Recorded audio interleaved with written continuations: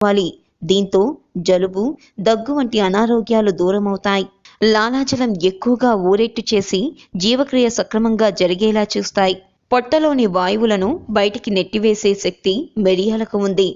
రక్త ప్రసరణ వేగవంతమయ్యేందుకు కూడా ఇవి తోడ్పడతాయి. కొవ్వు పేరుకోకుండా ఉంటుంది.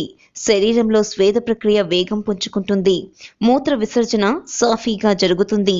కండరాల నొప్పులు దూరమవుతాయి.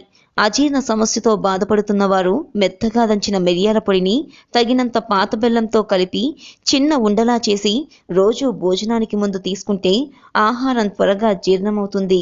ఉదరంలో వాయువులు ఏర్పడినప్పుడు కప్పు మజ్జిగలో పావు చెంచా మిరియాల పొడిని కలిపి తీసుకుంటే ఫలితం ఉంటుంది. కండరాలు, నరాలు నొప్పిగా అనిపించినప్పుడు చిటికెడు మిరియాల పొడిని బాదం పప్పుతో కలిపి తీసుకోవాలి. అధిక బరువు ఉన్నవారు భోజనానికి గంట ముందు 1/2 గ్రాము మిరియాల పొడిని తేనెతో తీసుకొని